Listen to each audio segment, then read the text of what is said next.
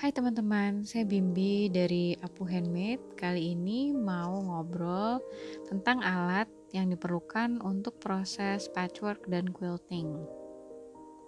Patchwork itu adalah proses menyambung potongan-potongan kain menjadi satu bentuk. Bentuknya bisa variasi, lalu nanti dijadikan sesuatu, misalnya pouch, tas, atau selimut. Nah, kalau quilting itu adalah proses menjahit 3 lapis kain atau bahan menjadi satu, gitu ya. Nah, ini contoh project-project kecil. Nah, ini belakangnya quilt, ditindes gitu ya. Dan depannya ini patchwork nih. Kayak ini kain-kain yang berbeda-beda disambung-sambung jadi satu dompet gitu. Nah, ini namanya patchwork. Nah, kalau lapisan ini ditindes, nah itu namanya quilt. Oke. Nah, yang kita perlukan adalah pertama kain. Kain saya biasanya pakai kain katun. Teman-teman bisa pakai kain flanel atau bahan lain yang dasarnya katun supaya nggak goyang. Kita juga biasa pakai sakizome atau yarn dye. Yarn dye ini adalah kain yang benangnya tuh diwarnai gitu, jadi tenun kalau bahasa Indonesianya. Jadi teksturnya kelihatan, juga kalau dipegang dia agak lebih tebal dibanding kain katun biasa. Oke. Nah, biasanya kalau ini kan kain biasa gitu ya, kita tuh bisa lihat kalau megang. Nah, ini kain belakangnya tuh yarn dye atau tenun atau sakizome. Oke, harganya biasanya lebih mahal daripada yang katun biasa ya, mungkin karena dia tenun. Oke, selanjutnya teman-teman perlu rotary cutter. Rotary cutter seperti ini tampilannya. Ini yang pakai kunci. Soalnya kalau nggak pakai kunci saya suka itu tuh besinya, blade-nya ketempel tuh bisa luka gitu ya. Nah, pisaunya ini teman-teman bisa beli isi ulang kayak gini. Memang harganya ada yang harganya mahal, ada yang harganya murah, tapi saya rekomen beli yang mahal karena lebih awet. Pengalaman saya. Lalu kita perlu cutting mat, ini alas. Nah, yang meja saya pakai yang ukuran besar karena saya sering motong, jadi daripada ngambil-ngambil. Kalau teman-teman sering ikut workshop atau pergi-pergi, bisa beli yang multifungsi kayak gini dari Clover. Ada cutting mat, ada tempat untuk ngerjain aplikasi, dan yang bunga-bunga itu bisa jadi alas saat nyetrika.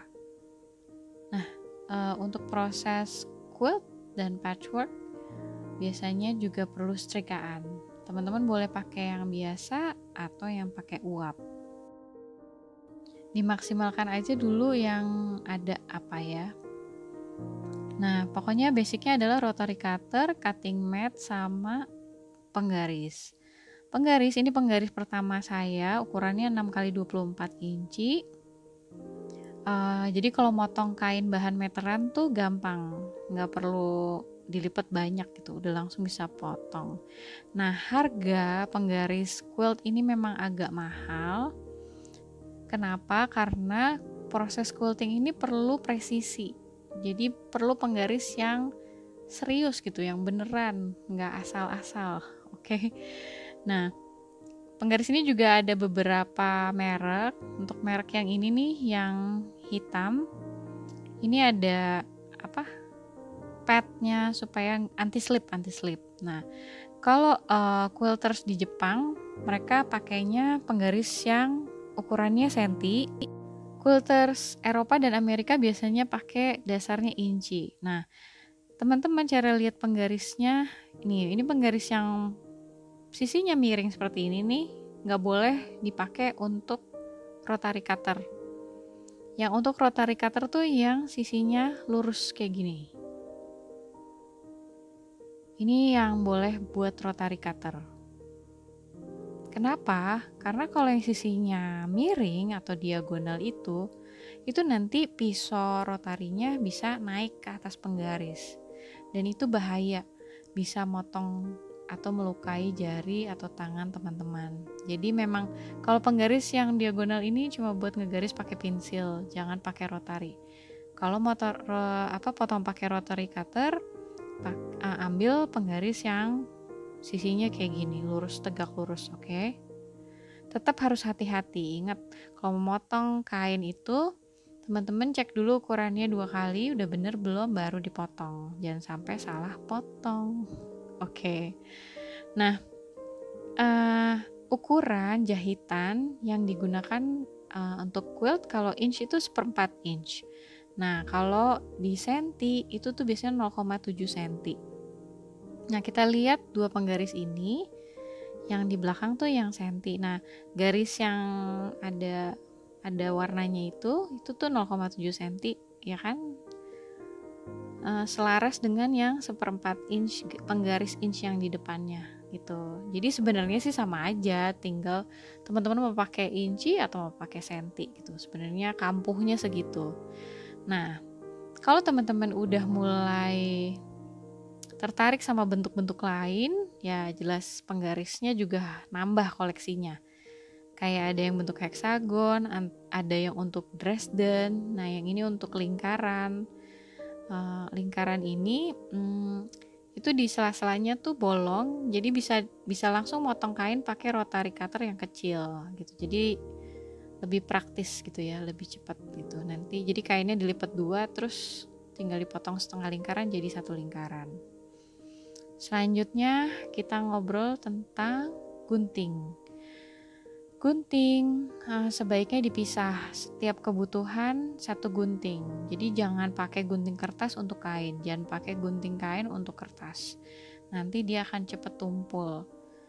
Jadi kalau bisa ada gunting benang, gunting kertas, gunting kain, gunting plastik, gunting lain-lain, sendiri-sendiri ditandain. Nah, ini saya cuma mau nunjukin aja. Ini ada cincin cutter dari Clover juga yang saya biasa pakai kalau lagi jelujur. Menurut saya ini sangat fungsional. Kenapa? Karena dia bantu langsung potong benang julujuran saat sudah selesai. Terus saya bisa langsung julujur di bidang lainnya gitu. Daripada nyari-nyari gunting lama. Nah, jadi kalau teman-teman ada budget ekstra, silakan dibeli. Selanjutnya penanda di kain. Seperti biasa, saya suka pakai friction. Bisa hilang tintanya kalau kita setrika atau dengan panas. Selain itu ada juga pensil kapur kayak gini. Lalu ada juga dari Soline ini pensil mekanik yang bisa diisi 3 isi pensil. Jadi maksudnya dengan 1 pensil mekanik ini kita bisa pakai warna putih, kuning, hitam, atau juga ada yang pink. Nah, kebetulan di video ini saya isi pensilnya adanya hitam 1 dan yang 2 saya isi pakai warna pink. Seperti biasa, kita maksimalkan aja yang kita punya di rumah. Jadi nggak boros, hemat ya. Waktu itu saya pernah ikut kelas ya sama sensei. Senseinya suka banget ngegaris di kain pakai pensil mekanik. Tapi pensil mekanik yang biasa kan gampang patah. Jadi pensil mekaniknya seperti ini. Jadi isi pensilnya tuh tebal seperti isi pensil biasa. Specialty-nya adalah di bagian ujungnya bisa diraut seperti ini. Nah, waktu itu di workshop itu pensilnya dijual harganya sekitar 250.000 gitu. Tapi alhamdulillah saya nemu di Gramedia yang merek ini, Lira ini hanya sekitar 30.000. Untuk alat, saya rekomen teman-teman cari yang fungsinya sama tapi harga lebih ekonomis. Karena kalau ada budget lebih, saya sarankan teman-teman untuk beli kain yang mahal supaya hasil kreasi teman-teman tuh hasilnya bagus gitu. Selanjutnya ada roller, hera marker, dan sendok. Gunanya apa? Pada saat kita bikin patchwork yang kecil seperti ini, daripada pakai setrikaan setiap kali nyambung disetrika, setiap kali nyambung disetrika tuh nanti kainnya tuh berubah gitu, melebar, ada yang mengkerut gitu. Jadi amannya kita pakai roller atau Hera marker ini. Nah, Hera marker ini kebetulan ada yang sisi lancip itu untuk bikin garis di kain ya. Atau kalau teman-teman nggak punya roller, nggak punya Hera marker, bisa pakai sendok. Asal tahan aja suara apa tuh gesekan sendok di kain. Kalau saya suka agak ngilu, jadi mendingan saya beli roller atau Hera marker gitu. Pokoknya seenaknya teman-teman aja. Cocoknya pakai apa, adanya apa gitu, dimaksimalkan. Oke, next kita bahas benang. Nah, sebelum benang, biasanya kan kalau nge-quilt itu kan kita basting ya. Saya biasa pakai ini, pin untuk quilting, karena pin ini panjang, bisa nembus 3 lapisan minimum dengan mudah. Lalu, ini benang biasa dengan warna neon. Kenapa? Supaya nanti pada saat selesai menjelujur dan selesai di quilt mudah narik benangnya kelihatan gitu ya. Next, ini adalah benang untuk mesin quilting. Tersedia dalam beberapa merek dan beberapa warna pastinya ya. Jadi teman-teman pilih aja sesuai dengan budget masing-masing. Ketebalannya juga sesuai dengan selimutnya. Teman-teman sesuaikan aja perlunya seberapa tebal. Nah, lalu berikutnya ada benang untuk hand quilt. Benang untuk hand quilt ini biasanya lebih tebal daripada benang untuk mesin quilt.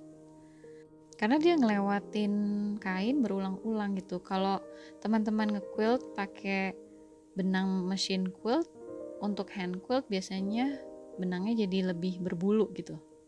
Tapi kalau teman-teman untuk mesin quilt pakai benang biasa, menurut saya nggak masalah. Tapi untuk hand quilt, pakailah benang untuk hand quilt. Oke.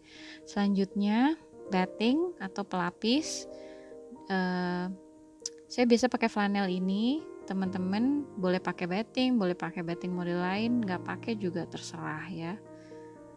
Lalu bagi teman-teman yang hand quilt atau hand piecing, pakailah jarum sesuai dengan kegunaannya. Ini saya biasa pakai clover dan saya biasa pakai yang black needle. Kenapa? Karena yang black itu lebih kuat daripada yang biasa. Kalau pakai jarum biasa tuh saya cepat banget jarumnya bengkok. Nah, selanjutnya jarum-jarum saya suka banget simpan di tempat jarum yang seperti ini. Ini dari clover juga. Menurut saya ini investasi bagus karena satu, jarum kita jadi rapi, nggak berbahaya ya, nggak berantakan di mana-mana. Secara jarumnya kan kecil-kecil. Kedua, jarum kita nggak gampang berkarat gitu. Dan kalau teman-teman ada masalah, misalnya benangnya kusut, tinggal buka bagian tengahnya terus dikeluarin aja gitu, gampang banget gitu. Nah, berikutnya ini timbel atau bidal. Ada yang karet, ada yang keramik, ada yang stainless. Biasanya yang karet itu dipakai sebelum dipakai yang keramik, supaya keramiknya nggak meleset. Keramik itu buat nahan jari kita yang di bawah saat quilting. Jadi jarumnya bisa bouncy mudah gitu ya. Lalu yang stainless buat dorong jarum. Nah, ini juga ada bentukan yang kayak gini, bantu dorong jarum saat teman-teman piecing atau proses nyambungin dua kain jadi satu ya, patchwork. Nah, selanjutnya kan lihat nih, kalau jarum-jarum ini nih lubang benangnya kecil banget. Kebetulan saya emang pakai kacamata dan perlu usaha lebih kalau mau masukin benang ke jarum. Nah, ini ada needle threader atau mata nenek ya, kalau yang manual kecil itu namanya mata nenek. Cuma ini needle threadernya bener-bener ngebantu saya. Ini cara pemakaiannya. lubang jarum yang kecil ini ditaruh seperti ini, bagian lubangnya menghadap bawah. Lalu teman-teman, jadi kayak gini ya. Lalu teman-teman ambil benangnya yang tipis seperti ini. Lalu ditaruh seperti ini. Jadi dia benar-benar masuk ke selipannya. Oke, posisinya udah seperti ini, nggak usah ditarik. Oke, ditaruh yang rapih aja. Terus tinggal satu kali klik. Terus masuk deh benangnya ke dalam jarum. Sangat membantu saya selama ini. 1, mata nggak perih. 2, kerjaan lebih cepat selesai. Jadi kalau teman-teman punya budget ekstra, saya rekomen banget untuk dibeli. Ini investasi, jadi tempat jarum sama apa tuh? Needle threader mata nenek yang tadi ya. Nah, yang terakhir, kalau teman-teman quilt itu perlu ini pemidangan ya, atau embroidery hook. Ukurannya sesuai aja dengan keperluan. Misalnya teman-teman bikin selimut besar ya pasti pakai pemidangan yang lebih besar gitu. Kalau yang kecil pakai pemidangan lebih kecil gitu, disesuaikan aja. Kalau teman-teman suka quilt dengan mesin jahit, bisa lihat tutorial saya untuk basting dan free motion quilt. Saya kasih linknya di description. Sampai ketemu di video berikutnya. Semoga manfaat dan jangan lupa like, subscribe, komen, dan share. Terima kasih. Stay safe.